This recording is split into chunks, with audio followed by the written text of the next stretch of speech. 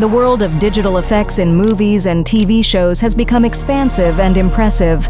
Many blockbuster films now feature stunning worlds, spacecraft, and creatures that feel entirely unique. When watching Dune, directed by Denis Villeneuve, the visual quality stands out. Let's break down what makes the visuals of this film different and why they are unique.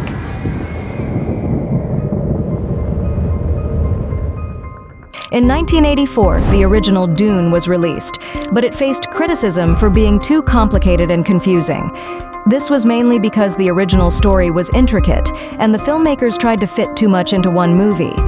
In contrast, the new Dune avoided this problem by deciding early on to tell the story over 2 movies, allowing more time to develop the complex narrative.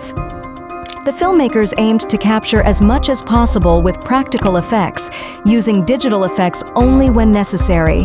They wanted the visuals to feel real and natural.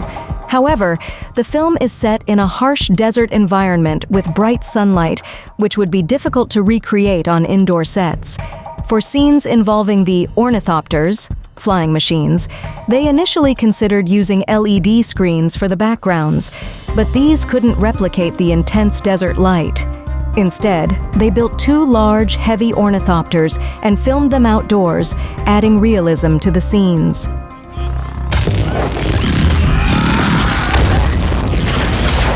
The team decided that if they wanted to film any scenes set outdoors, they would need to shoot on location. For the interior scenes involving the ornithopter, they constructed 2 12-ton ornithopters and transported them to Budapest. There, they selected the highest hill available and erected a gimbal at the summit.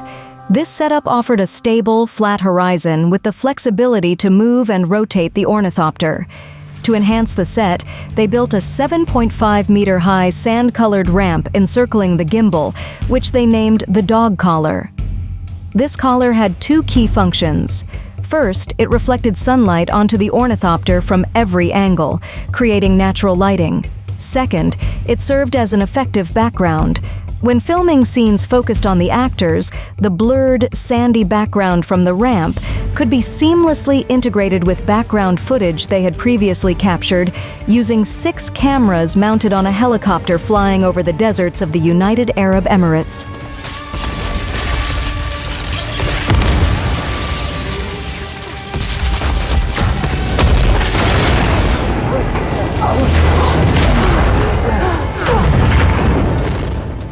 Blue and green screens are standard tools in film production, but they weren't a viable option for this project. The reasons were multifaceted. First, actors tend to give better performances when they are immersed in a physical environment, rather than acting against a sea of blue or green. Additionally, these screens reflect light, which can spill onto nearby objects, creating an unwanted blue or green tint.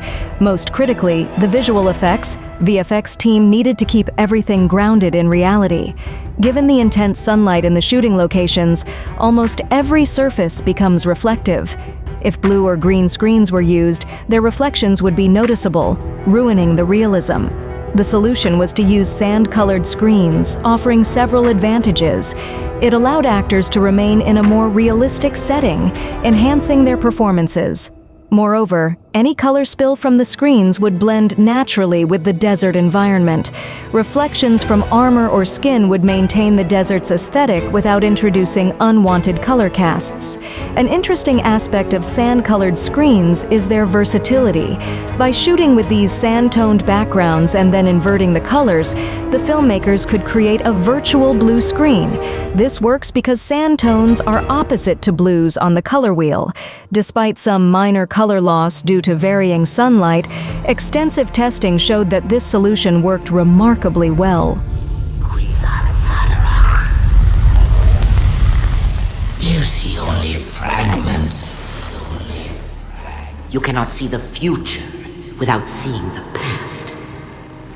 To create realistic dust swirls and clouds for the film, the team used helicopters to generate reference footage.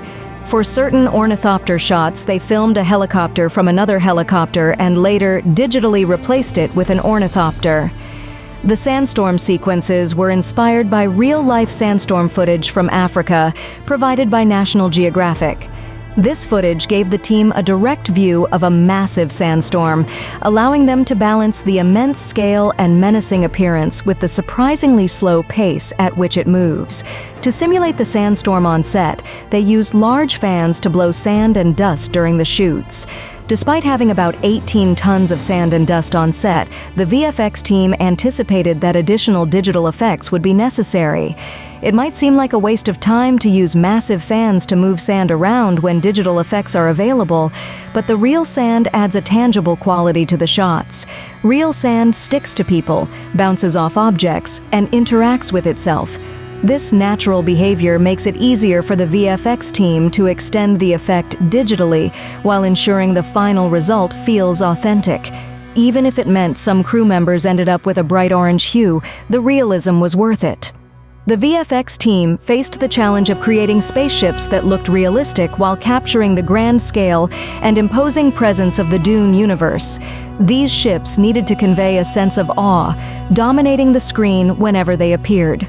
To accomplish this, the team used various techniques, including computer-generated imagery, CGI, and model-based effects. CGI was crucial for adding intricate details like the complex designs, surface textures, and lighting effects on the ships. If you're interested in learning how realistic spaceship environments are created in the CGI world, check out Modular Environment Creation for Production. This course, taught by Darko Mitev, dives deep into the process of building complex environments. It covers various aspects, offering an in-depth look at what it takes to construct detailed and believable CGI settings. For a comprehensive understanding of realistic CGI world building, watch the course's trailer.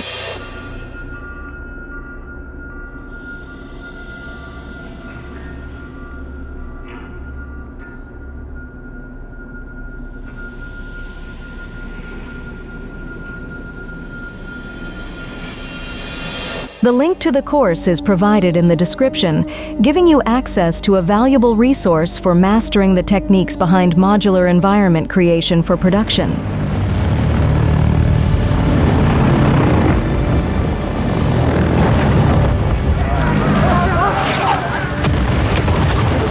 Consider this scene where an explosion occurs behind the characters, casting them into silhouette. This is a realistic effect, as attempting to film such a scene with a genuine explosion would naturally result in this silhouette effect. The camera wouldn't be able to correctly expose both the characters and the bright explosion in the background. While filming this scene, the production team did not create a real explosion behind the characters. However, they still achieved the same dramatic lighting by generating a bright flash of light behind them. This approach ensured that the lighting on the characters was consistent with the scene's intense action, achieving the desired dramatic effect while maintaining safety and control on set.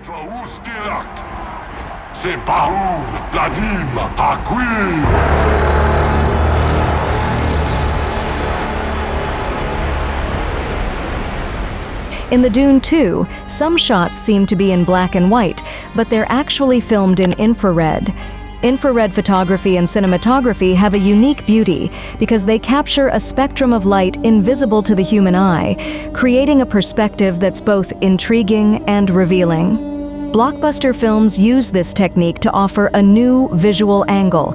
It can help portray events from different time frames, whether from the past, present, or future. In the film for Part 1 and Part 2 of Dune, we see many of Paul's visions. Using infrared imagery is an intriguing way to depict events that have happened or could occur, adding a distinctive and creative visual element to the storytelling. If you enjoyed this video, make sure to hit the subscribe button to stay informed about our latest content. Visit our course platform, where you can explore a wide variety of course categories, such as 3D animation and VFX, filmmaking, illustration, graphic design, 2D animation, motion graphics, game art, and architectural visualization. Thank you for joining us today, and we look forward to seeing you next time.